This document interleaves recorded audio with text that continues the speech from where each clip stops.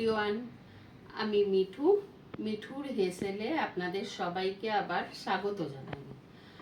আগের ভিডিওতে এত ভালোবাসা দেওয়ার জন্য আপনাদের সবাইকে আমি ধন্যবাদ জানাই। আজকে আমরা আবার একটা নতুন রেসিপি নিয়ে চলে এসেছি, নাম ঠেচা চিকেন। এটা একটা মহারাষ্ট্রিয়ান ডিশ।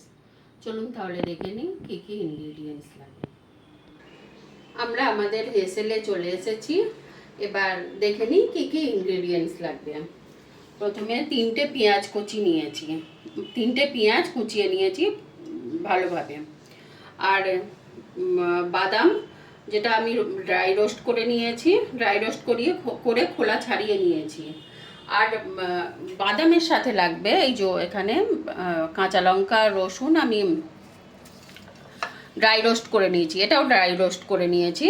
তো এইগুলো, আর দই লাগবে আমাদের, দই 1 কাপ, চিকেন, আর কারি পাতা, রসুন আর কাঁচা লঙ্কা, এগুলো গার্নিশের জন্য রেখেছি।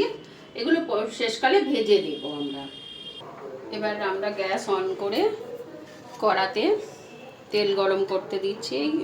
2-3 চামচ মতো তেল দিলাম, দিয়ে এখানে আমি পেঁয়াজগুলো ভাজতে দেব। পেঁয়াজগুলো আমরা ভাজতে দিয়ে দেব।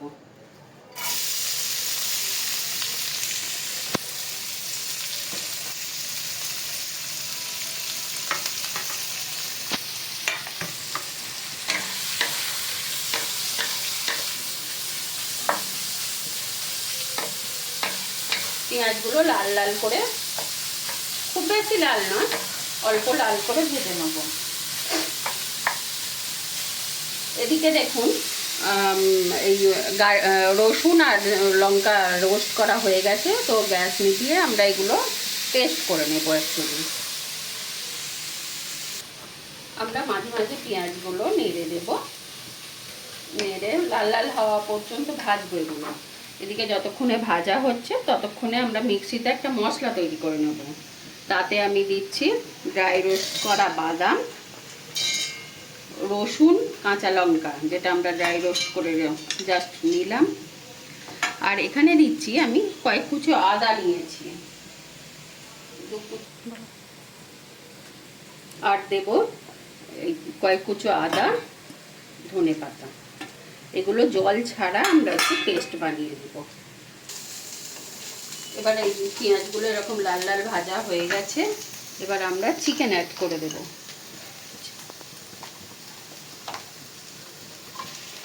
চিকেনে কিন্তু কোনো ম্যারিনেশন করা নেই।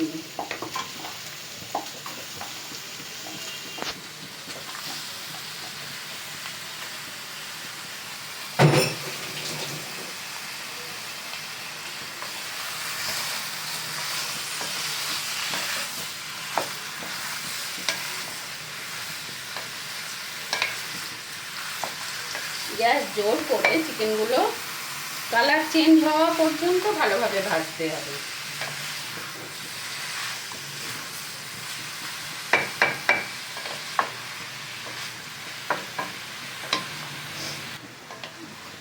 এটা নাড়তে নাড়তে, ভাজতে ভাজতে আমাদের ড্রাই ইনগ্রিডিয়েন্টসের পেস্টটা কিন্তু আমি বানিয়ে ফেলেছি। এটা কিন্তু জল ছাড়া। এটা অ্যাড করব। চিকেনগুলো একটু ভাজা ভাজা হয়ে গেলে তখন ওটা দিয়ে দেবো, মিশিয়ে দেবো।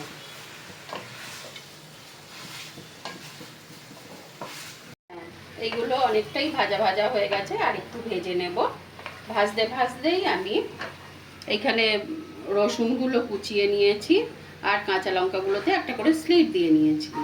এগুলো অন্য একটা কড়াতে আমি এগুলো একটু তেল দিয়ে একটুখানি ভেজে রাখবো, শেষকালে এটা গার্নিশ করার জন্য। আর একটা কড়াতে আমি 1 চামচ তেল নিয়েছি। তেলেতে এই রসুন, কারি পাতা, কাঁচা লঙ্কা, এগুলো হচ্ছে আমি জাস্ট একটু ভেজে নেব। ভেজে নিয়ে এটা গার্নিশের জন্য হবে।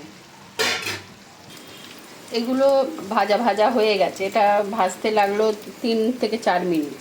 তো এবার আমরা গ্যাসটা নিভিয়ে দেব। এটা শেষকালে উপর থেকে আমরা ছড়িয়ে দেব। এদিকে এই চিকেনগুলো রং চেঞ্জ হয়ে গেছে, কিন্তু একটু কাঁচা গন্ধ ছাড়ছে, তো আর একটু ভাজবো, ভেজে তারপর ওই মশলাটা অ্যাড করব। চিকেনটা দেখুন ভাজা ভাজা হয়ে গেছে। এবার আমরা মিক্সিতে যে মশলাটা পিষে রেখেছি সেটা আমি দিয়ে দেবো। এটা দিয়েও আবার বেশ ভালো করে ভাজতে হবে, চিকেনটার সাথে এই মশলাটা ভাজতে হবে।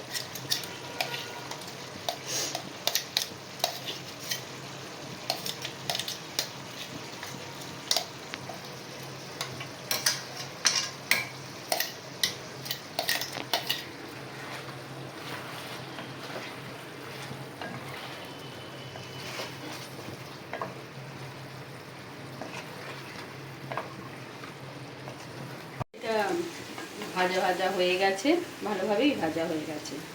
আমি ওই মিক্সিটাতেই দইটা যে ছিল, দইটাকে আমি মিক্সিটাতে ঘুরিয়ে নিয়েছি একটু, তো ভালোভাবে ফেটানো হয়ে গেছে। এই দইটা আমি এখানে অ্যাড করে দেবো।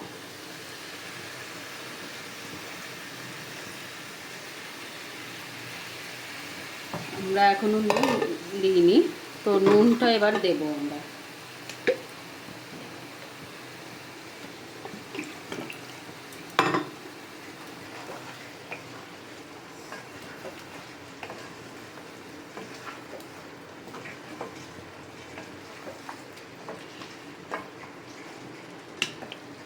এবার আমরা নুন অ্যাড করব।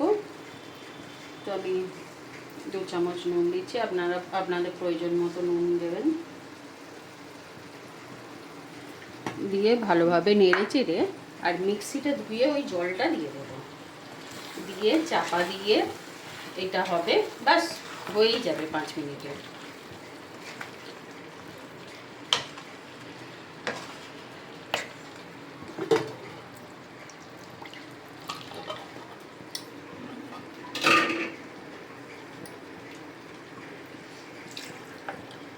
মিক্সি ধোয়া জলটা আমি দিয়ে দিলাম।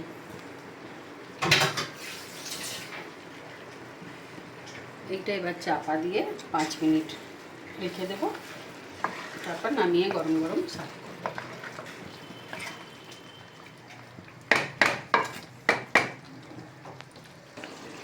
দেখুন এটা হয়ে গেছে, এটা মানে একদমই রেডি হয়ে গেছে। এইবার আমরা যেটা ভেজে রেখেছিলাম কারি পাতা, কাঁচা লঙ্কা আর রসুন, সেগুলো এইটা দিয়ে দিলাম।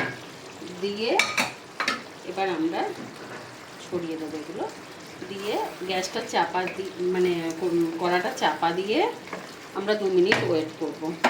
গ্যাসটা অফ করে দিলাম, কড়াটা চাপা দিয়ে আমরা 2 মিনিট স্ট্যান্ডিং টাইমে রাখবো। আমাদের চিকেন রেডি হয়ে গেছে। এই চিকেনটা হাফ রাইস বা প্লেন বাসমতি রাইস বা জিরা রাইসের সাথে খেতে কিন্তু খুব টেস্টি লাগবে, রুটি বা পরোটার সাথেও খাওয়া যেতে পারে।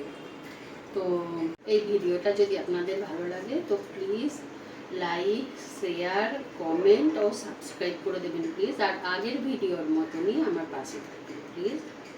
নমস্কার।